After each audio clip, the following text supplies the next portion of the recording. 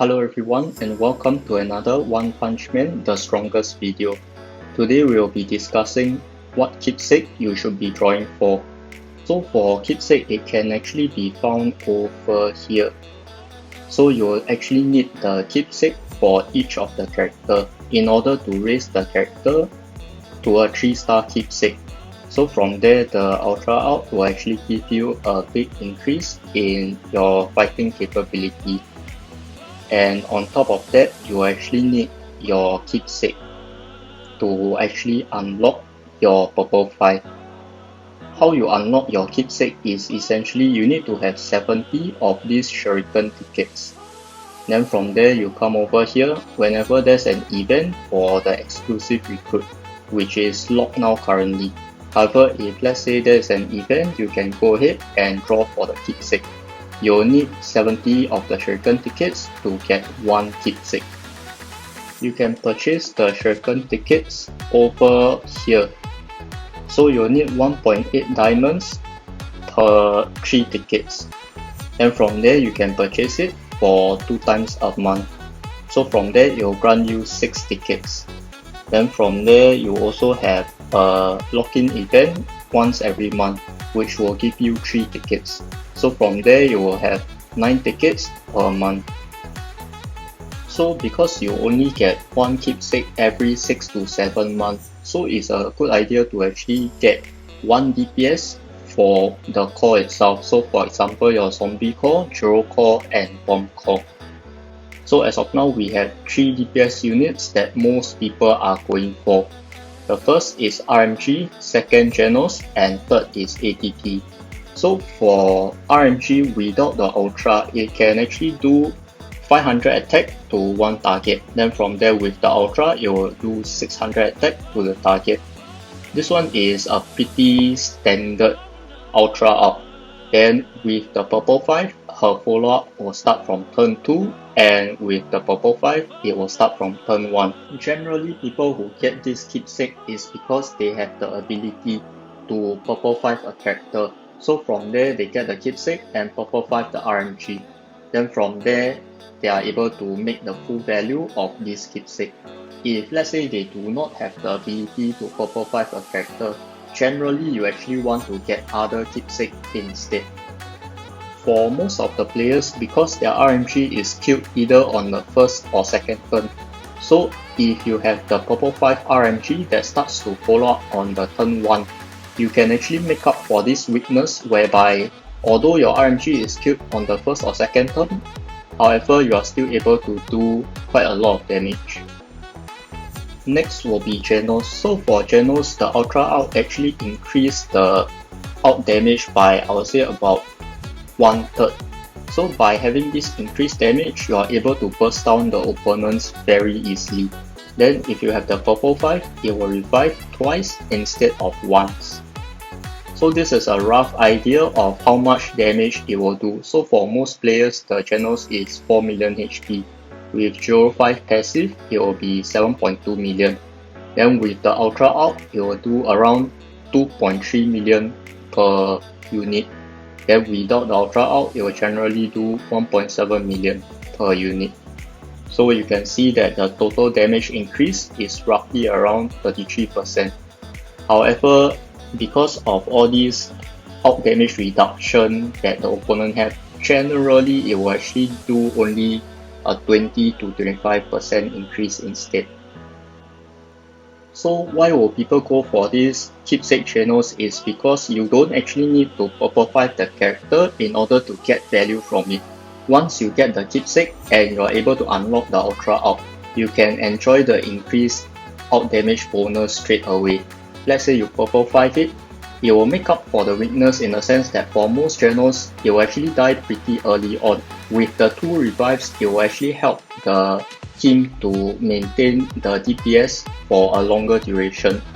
So from there, you have more chances of winning the battle. The last character that people will consider is ATT. So for ATT, before the Ultra Out, they actually do 150 attack, and from there it will apply 100% chance to put up a debuff. So this debuff is such that before the enemy takes action, it will first take 160 attack of the ATT, and this debuff effect will last for 1 round. With the Ultra out, the AoE will be 180% of the attack and also 100% chance of putting on a stronger debuff. So this stronger debuff is actually 220 attack before the opponent unit moves, and this effect will last for 2 rounds. Also, she has a passive whereby she absorbs 75% of the DOT damage done, and if let's say she's purple 5, she will be healing for 100% of the DOT damage done. So this one is very good because when the opponents have the field effect on them, before the opponents even move, the ATT will heal up first, then from there the opponents will attack onto them.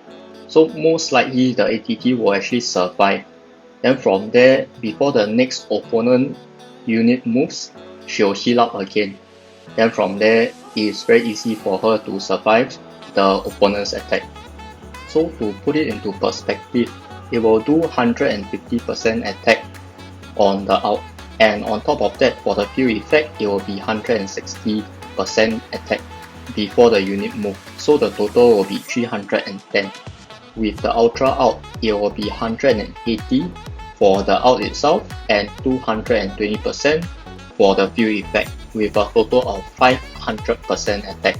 This one is equivalent to having 1 RMG out on all 6 enemies.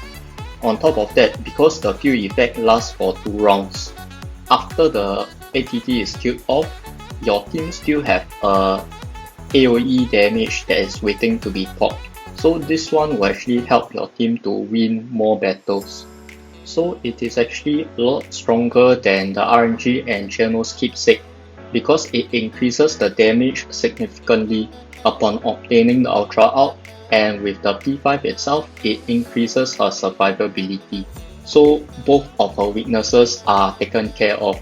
To sum up, generally you actually want to get 1 Keepsake for each core. For the zombie core, it will be the Garo Keepsake. For the Joro core, it will either be your RNG or Channels. Then for your ATT, it will be inside the bomb core.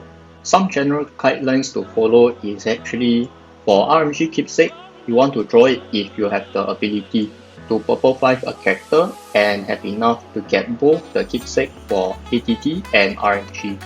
Then for Channel's Keepsake, generally you want to draw it when you do not have the ability to purple 5 a character and you have enough for both the Channels and the ATT Keepsake. For ATT Keepsake, I would say it's pretty much a must-have for the bomb core itself. So you will generally want to skip the RNG and Channel's Keepsake to get the ATT Keepsake instead, because not only it will help you to do significantly higher damage if you are not able to purple 5 it. If let's say you are able to purple 5 it, then it will gain the increased survivability as well.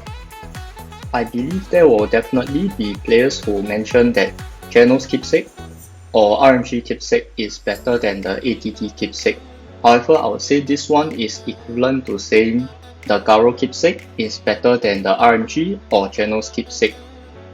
Also, there will be players who will mention that the support unit Keepsake is better than the DPS unit Keepsake. This one is equivalent to saying that Flashy Flash Keepsake is better than the Garo Keepsake.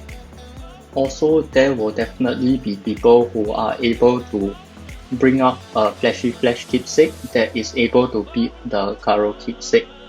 However, generally, you want to draw for the DPS Keepsake of the newer core than to draw for the support unit Keepsake or the DPS Keepsake of the previous core.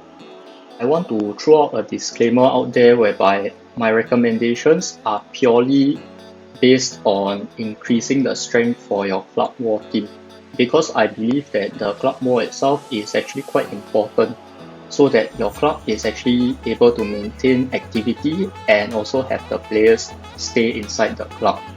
If you want to draw any Keepsake for any other reason, I would say you can just go ahead. To give you some perspective, Would you rather face a club full of ATP keepsake, or would you rather face a club full of RMG or channels keepsake during the bomb call? There are exceptions to this if you plan on using the support units for the next call. For example, in the Zero call you have Koketsu, and in the bomb call you have Watchdog or channels. So for this one, it's not recommended because generally you only want to go for the DPS unit because you only can draw for one keepsake every 7 to 8 months or so. Also, the call will release every 6 months or so. So generally you only have enough to draw for one DPS keepsake every 7 months or so. So this is an example of a person who has 50 tickets right now.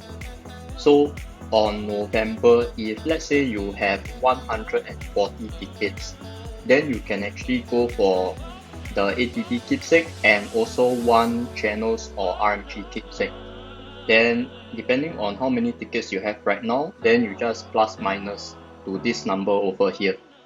We'll be doing a short 300 subs giveaway, and on top of that, for this one it will actually be a 79 coupon giveaway lah. So essentially, if let's say you want to participate in this, write down in the comment section below what keepsake that you are drawing for, and also include in your Discord username and also the hashtag number. So if let's say you won the giveaway, I will add you as a Discord friend, then from there I will actually retrieve the user ID and also server ID from you. Then from there, the funds will actually be transferred into your account. For this 79 coupon, generally you can actually buy 3 months of association backup itself. If you enjoyed the video, definitely like the video and also subscribe to the channel for future content. With that, thank you for watching and have a nice day. Goodbye.